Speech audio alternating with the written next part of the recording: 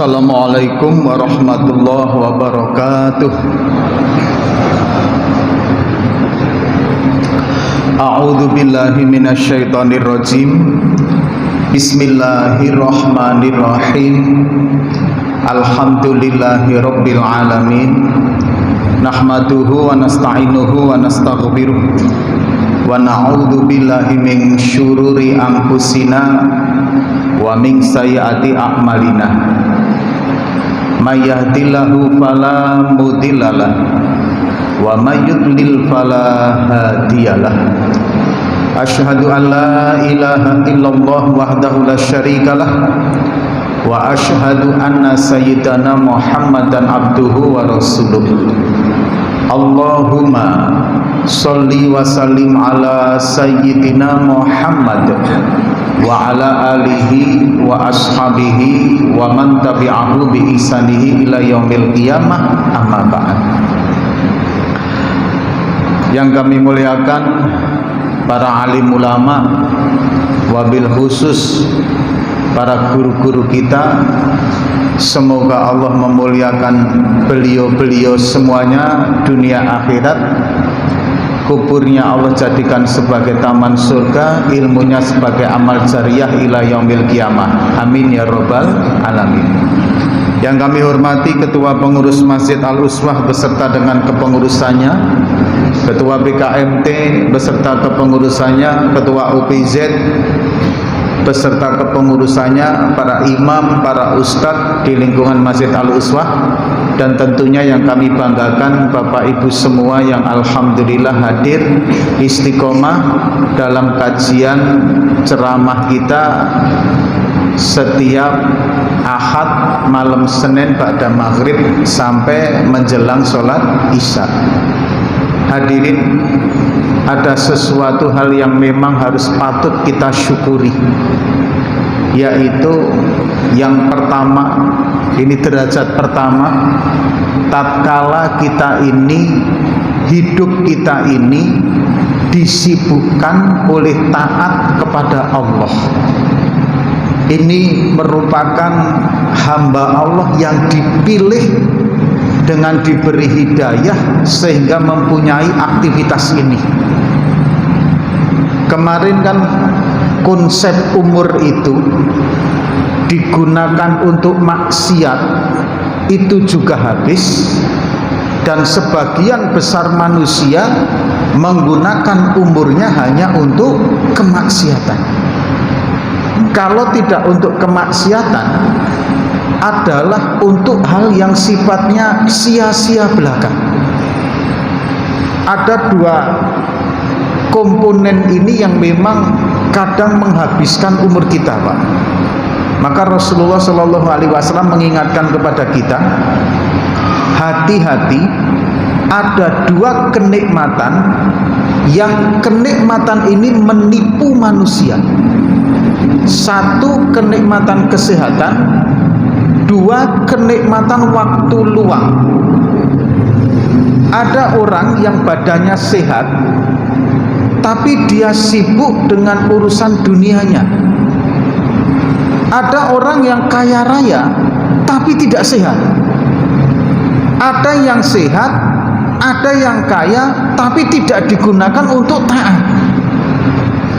Ini merupakan sesuatu yang menipu, kenikmatan yang menipu dirinya. Maka ketika kita ini sudah berada dalam kesibukan dalam taat kepada Allah, ini merupakan pilihan hamba-hamba yang dipilih oleh Allah. Maka ketika kita masuk dalam kategori ini, wajib sewajib-wajibnya kita untuk bersyukur kepada Allah Subhanahu wa taala. Ini yang pertama. Naik dari itu, Pak, lebih hebat lagi kalau kita ini diberi nikmat, rasa lezat, rasa tenang dalam taat kepada Allah. Itu sudah luar biasa lagi.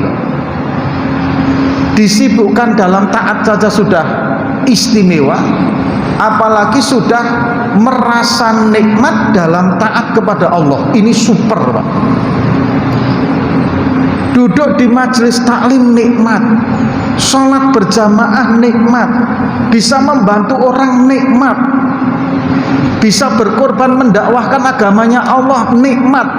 Kok bapak ibu sudah mempunyai rasa ini, abang kakak mempunyai rasa ini, itu nikmat yang istimewa yang Allah berikan kepada jenengan semua, Pak. Nikmatnya itu luar biasa.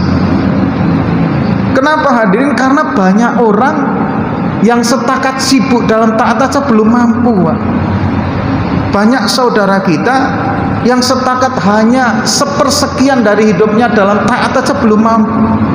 Nah, kita kok diberi kekuatan oleh Allah, diberi pertolongan oleh Allah, dipilih oleh Allah, sudah bisa sibuk dalam taat, merasa nikmat pula dalam taat.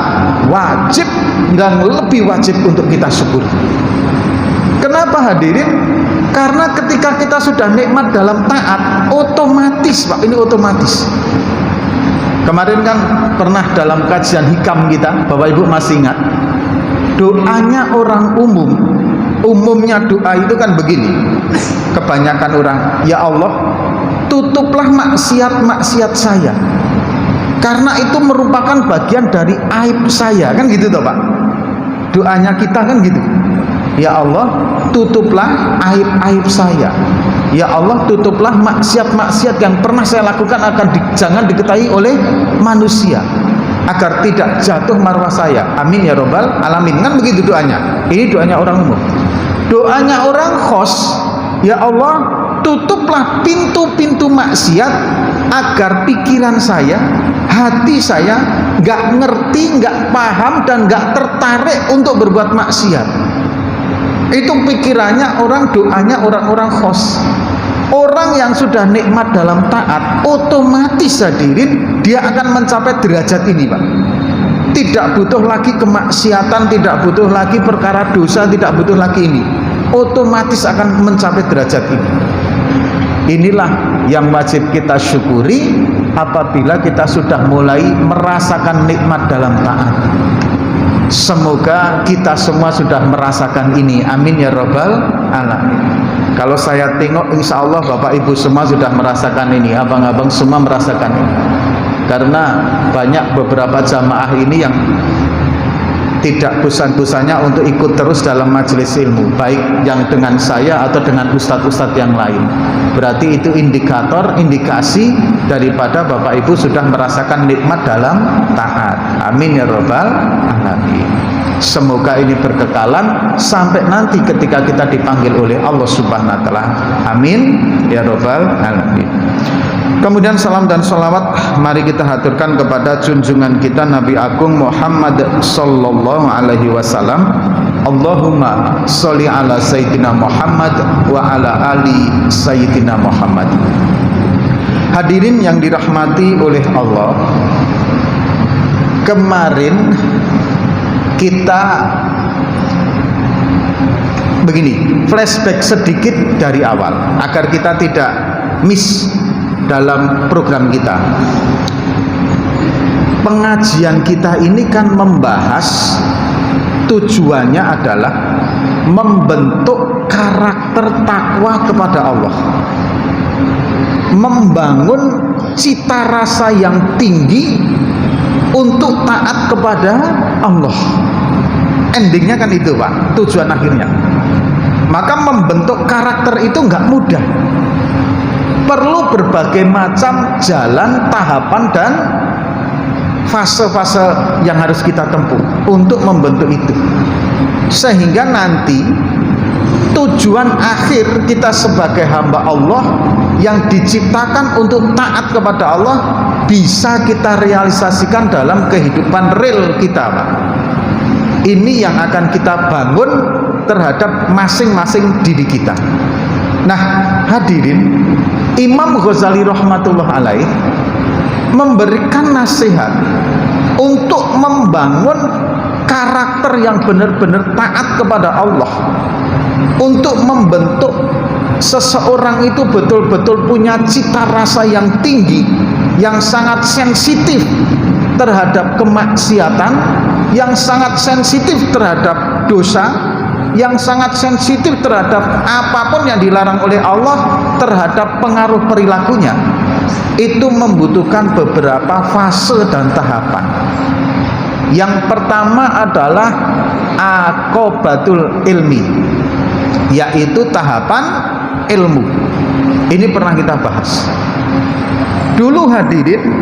Kita masalah agama ini tidak terlalu paham, tapi begitu kita masuk masalah pemahaman kajian fikih, maka kita baru kemudian paham bagaimana sesungguhnya Allah itu, salah satu nikmat besar yang Allah berikan kepada kita itu adalah ad-din, agama.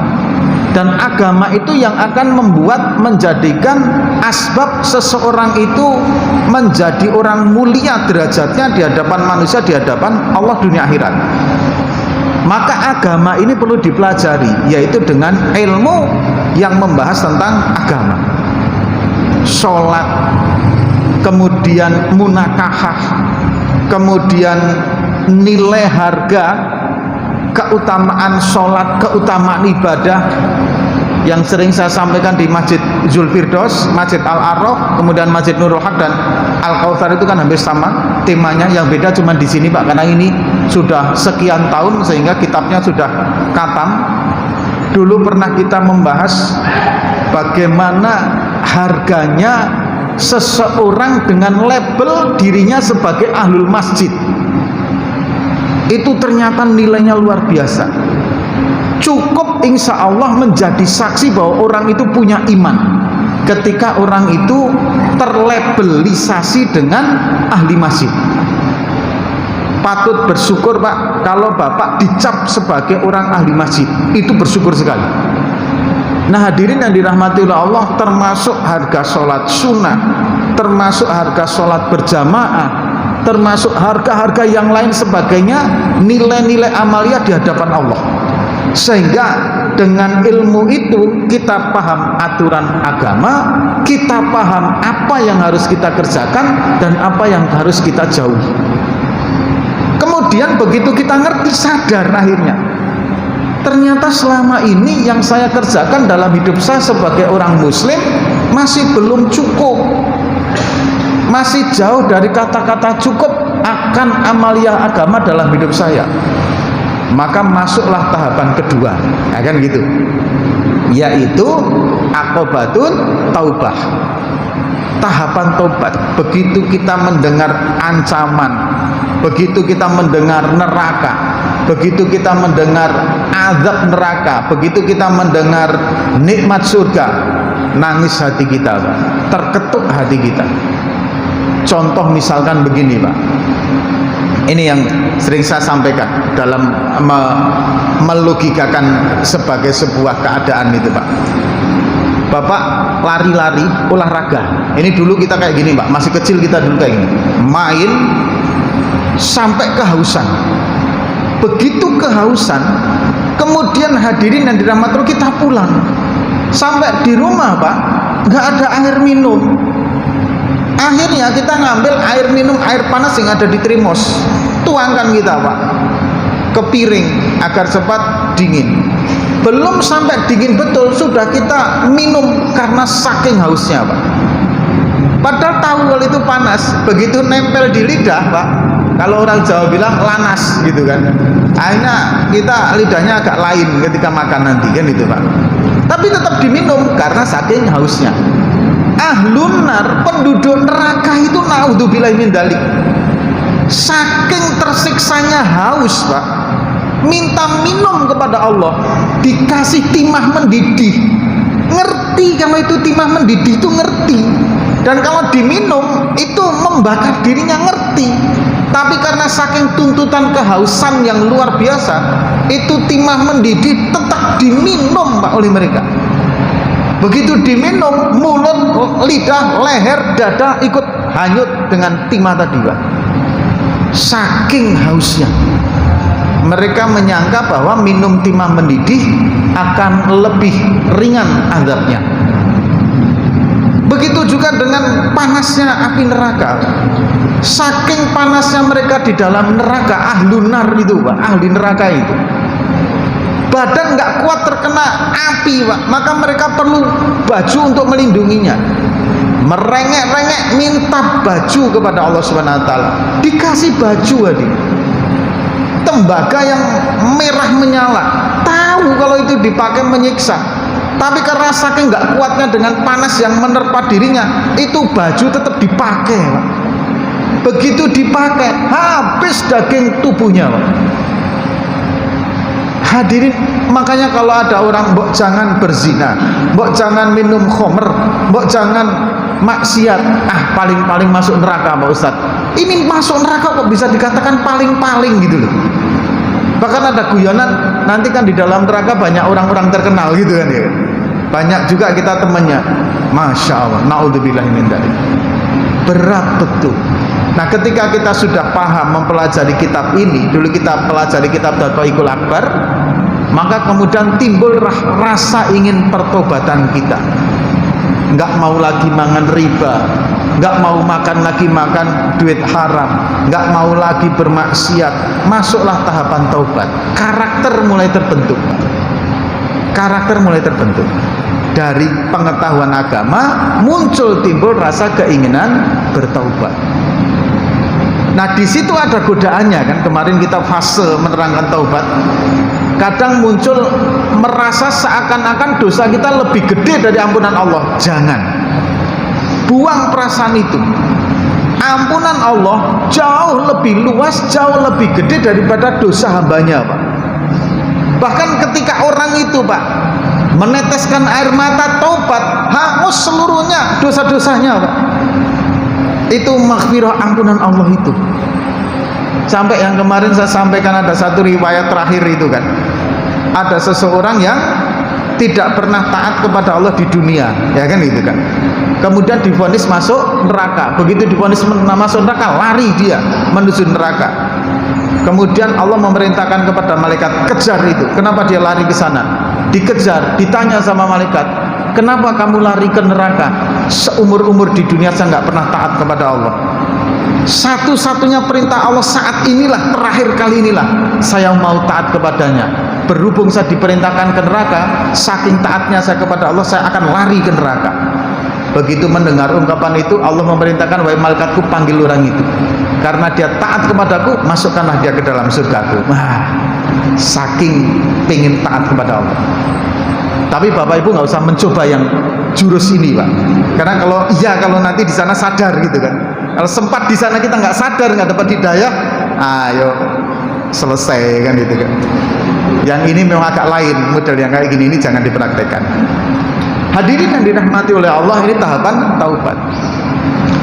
Nah, kemudian masuk tahapan taubat itu nggak mudah. Nggak semudah kita mengucapkan ungkapan, nggak semudah kita mengungkapkan keinginan. Saya pengen bakso, tinggal manggil bakso, datang bakso, nggak semudah itu. Ada aqobatul awaik, yaitu tahapan rintangan. Apa tahapan rintangan? Yang kemarin kita sudah membahasnya.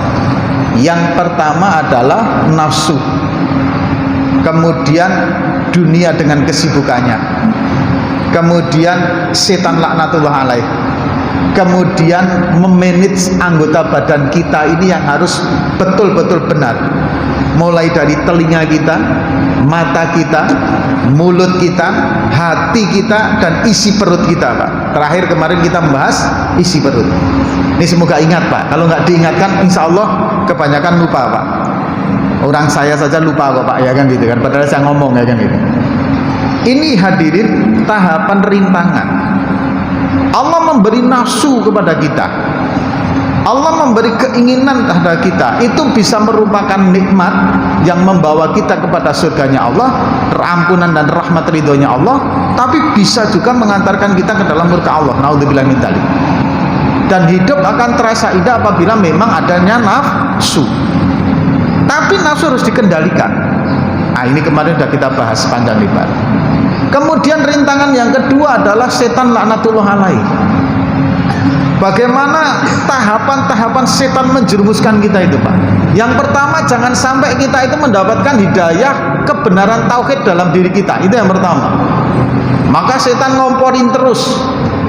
agar kita menyekutukan Allah Subhanahu wa taala.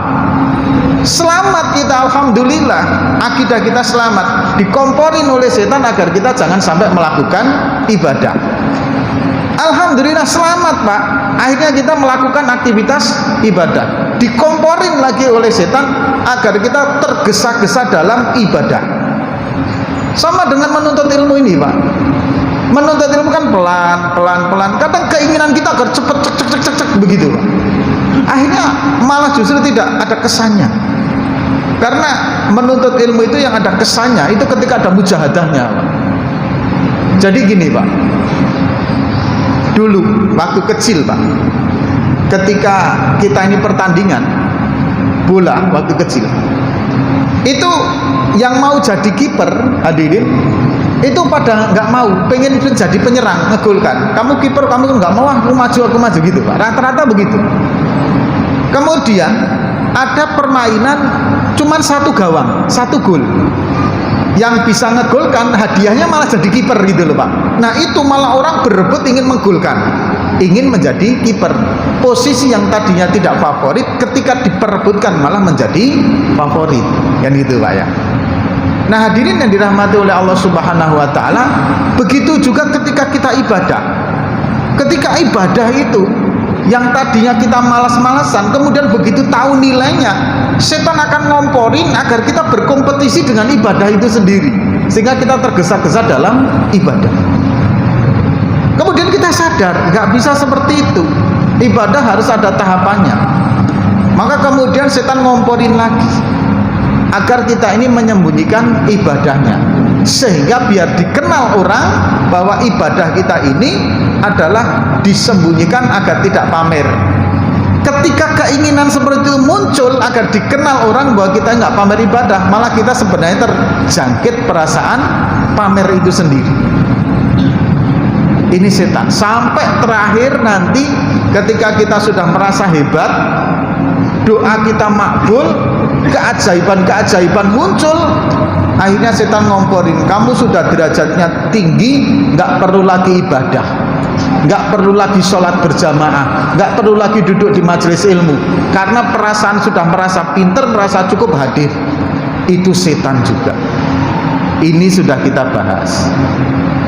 Masuk kita hadirin di dalam masalah dunia dengan kesibukannya. Nah itu nanti ada kaitannya dengan yang Aqobatur Robiah ini, yaitu Aqobatur Awarid, rintangan-rintangan nafsu dengan tuntunannya, tuntutannya ada Pak nanti.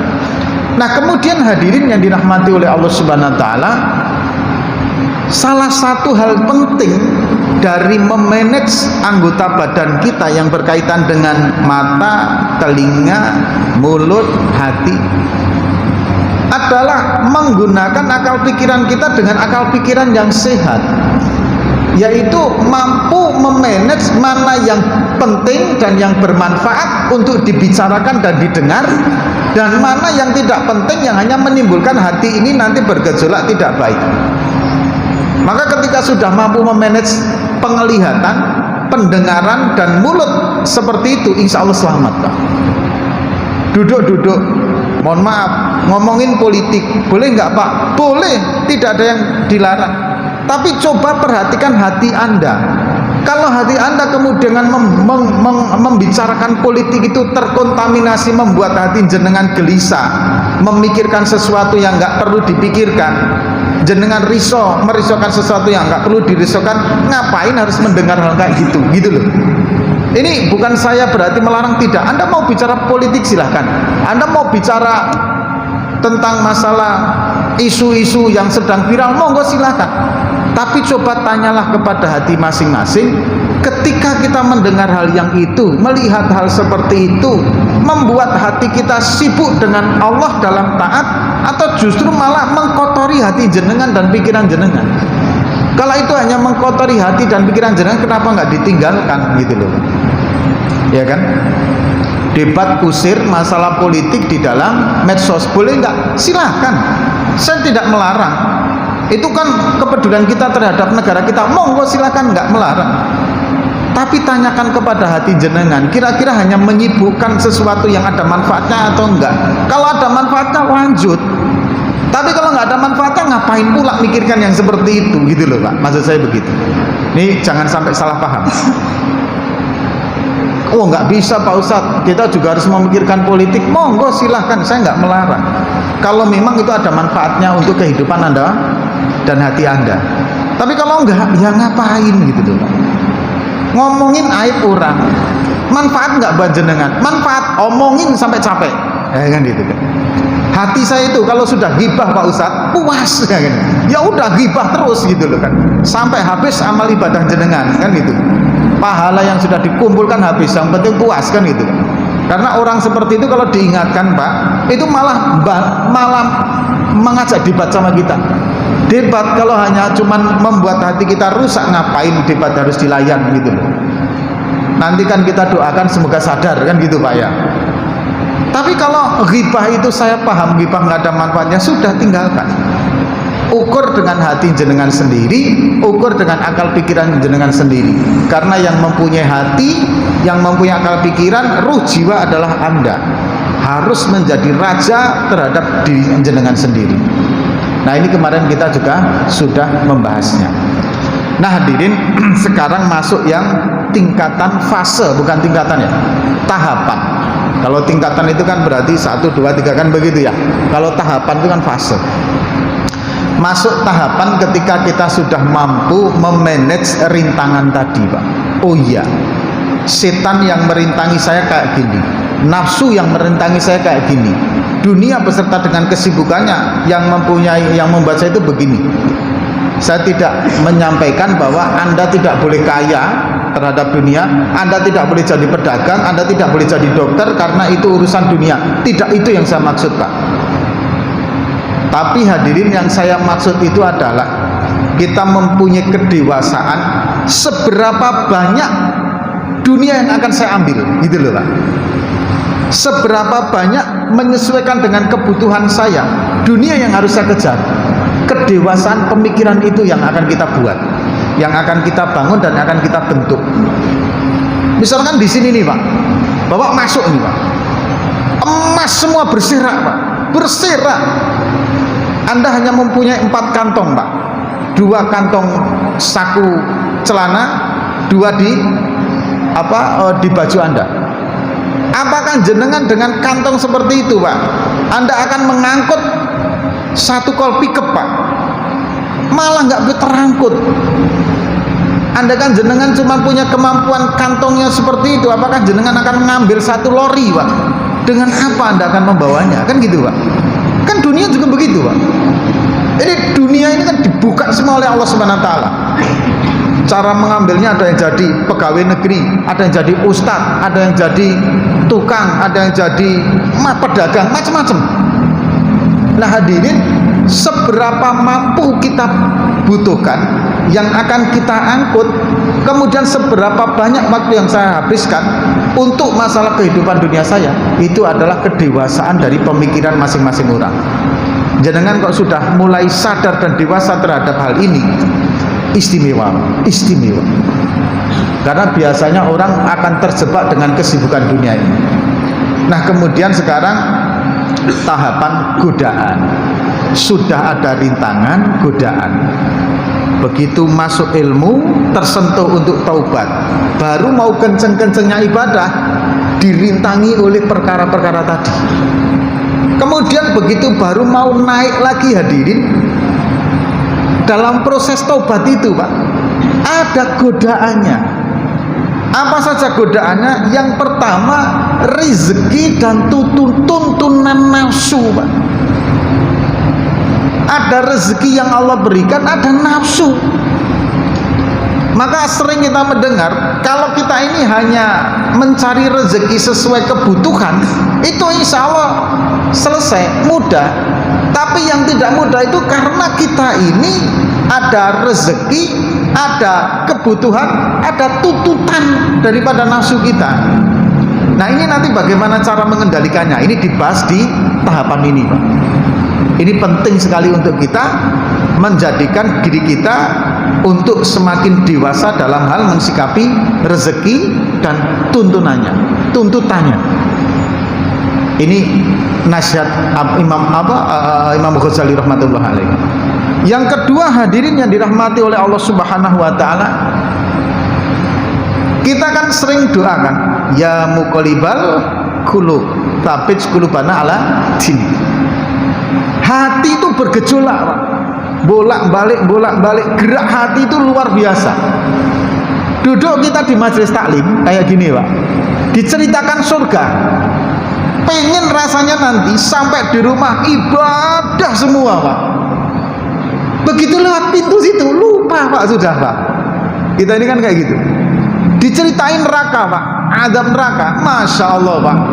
Rasa-rasanya kita akan taubatan nasuha terus. Lihat sapi dengan lihat perempuan aurat terbuka sama rasanya, ya kan, itu kan. Tapi begitu keluar dari pintu masjid lupa lagi, Pak. Ini hati. Inilah hadirin yang dirahmati Allah, tahapan di sini nanti akan kita bahas. Hati, gerak hati dan kehendak hati. Keinginan hati. Bagaimana memanagenya di tahapan ini.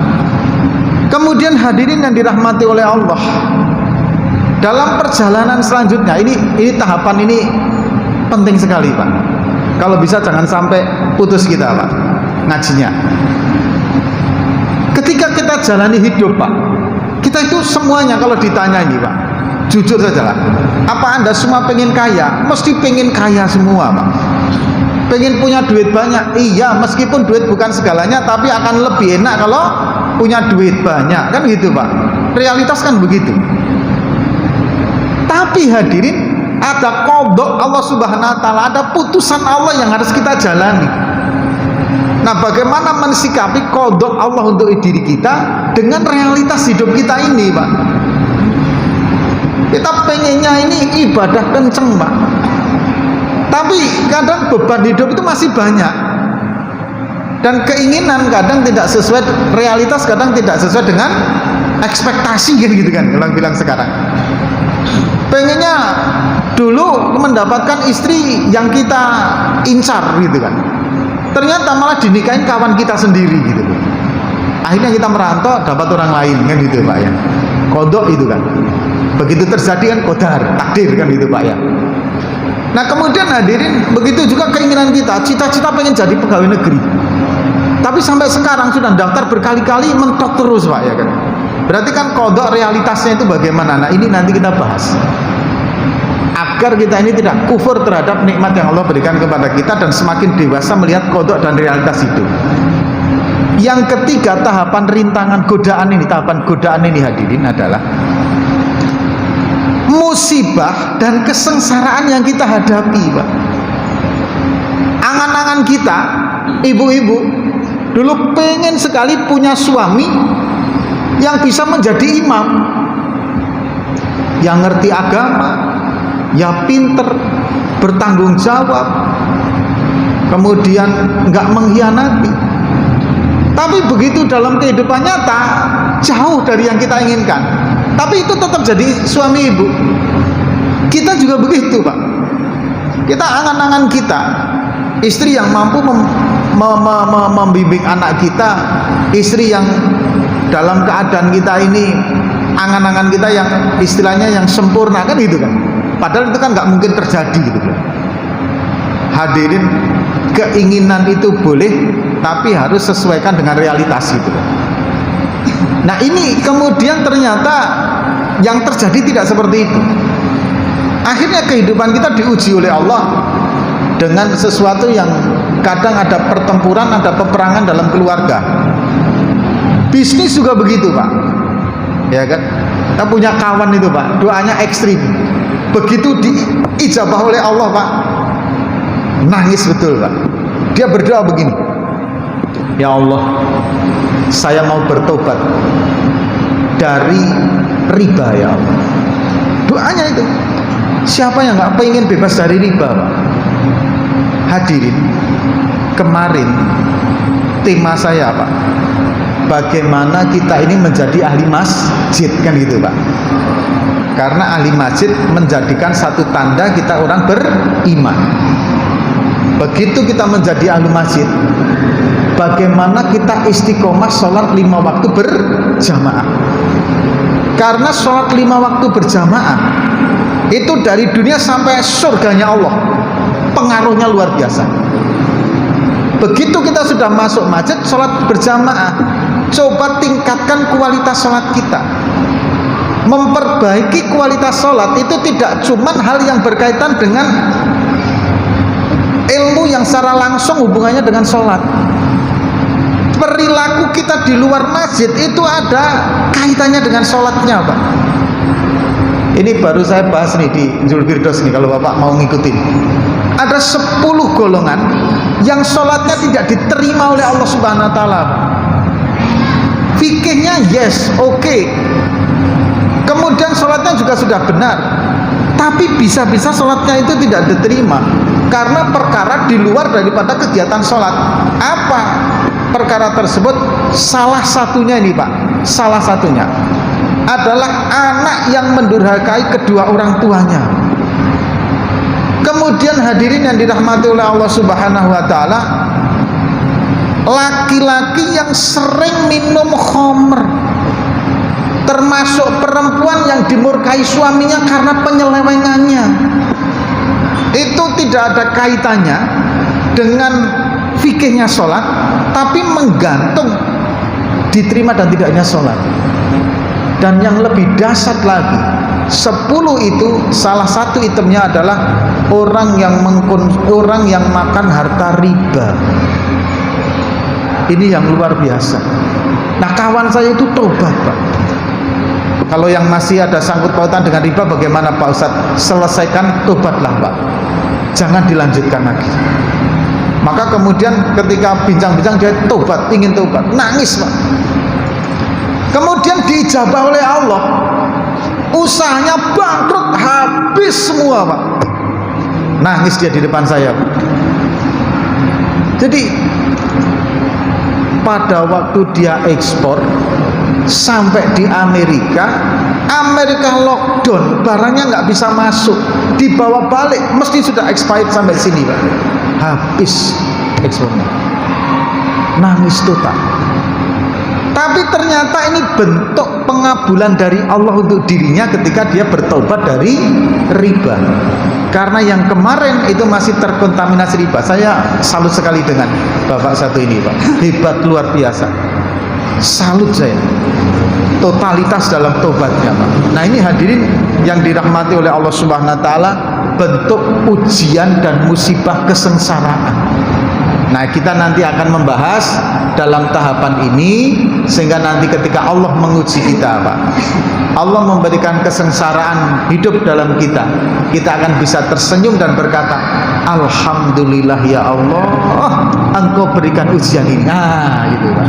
Ini nggak mudah, Pak. Makanya terus ikutin pengajian kami. Semoga Allah istiqomahkan, semoga kita semua diistiqomahkan.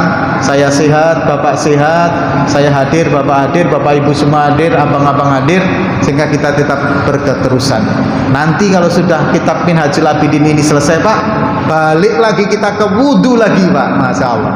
Dari wudhu lagi, dari sholat lagi, nanti kita mulai. Kita akan membahas kitab Ihya Ulumuddin, insya Allah, Pak. Sehingga nanti Ihya Ulumuddin ini kan ilmu yang luar biasa kitabnya. Kita akan membahasnya itu. Bapak mulai saat ini kalau mau mencari terjemahannya dulu, ya monggo silahkan. Karena masih lama ini, Pak. Ini aja mungkin 1 tahun belum khatam. Nanti disambung Ihya Ulumuddin. Bapak kalau membeli terjemahan sambil baca-baca dulu, ya silahkan. Hadirin yang dirahmati Allah, ini yang bisa kami sampaikan. Ada benarnya dari Allah Subhanahu wa Ta'ala, ada silah salahnya, kami mohon yang maaf yang sebesar-besarnya. Kita tutup dengan doa kifaratul majlis. Subhanakallahumma wa bihamdika asyhadu an la ilaha illa anta astaghfiruka wa atubu ilaik. Wassalamualaikum warahmatullahi wabarakatuh. Waalaikumsalam.